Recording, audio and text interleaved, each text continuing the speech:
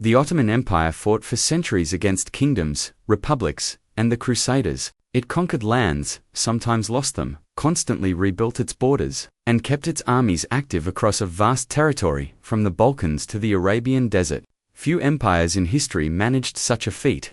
And all this, without collapsing economically. The Ottoman Empire didn't just fight wars, it found a way for war to finance itself. Ruling from 1299 to 1922, the Ottomans survived constant warfare without going bankrupt. Western historians often assume wars lead to empires' collapse. But the real causes were economics, leadership, and logistical networks. The Ottomans recognized this early and, instead of adopting the traditional European tax system, built a more efficient model.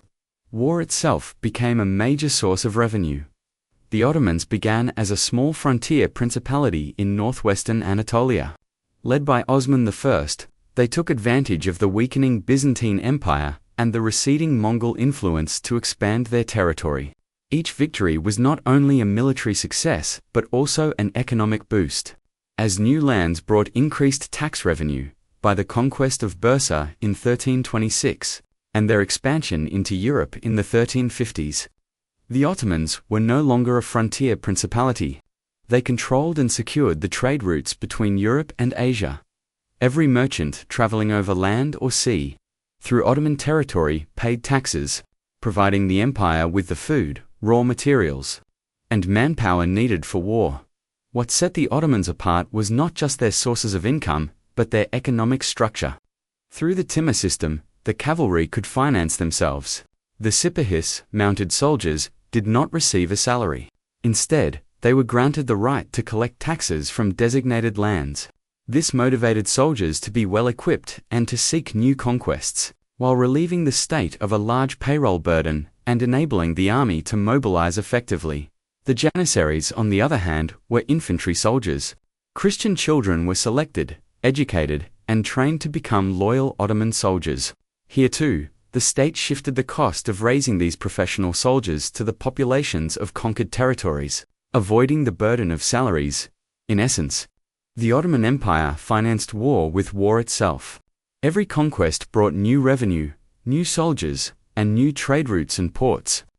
While European states often grew weaker after wars, the Ottomans often grew richer.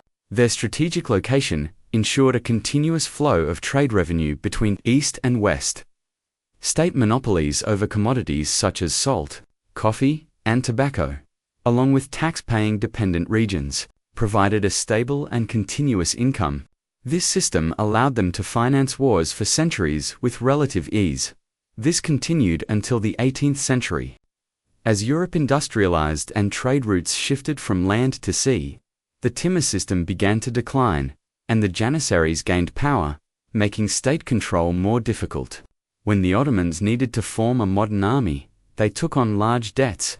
Eventually, the management of the Ottoman economy was handed over to a foreign commission, marking the end of 6 centuries of financial independence. The lesson is clear. States do not fall because of battles, they fall because of economic imbalance. The Ottomans survived for 6 centuries thanks to a disciplined, efficient financial system that turned war into revenue. When that system faltered, the empire weakened and eventually collapsed. Even today, states rely on similar systems, using the same financial logic under modern forms.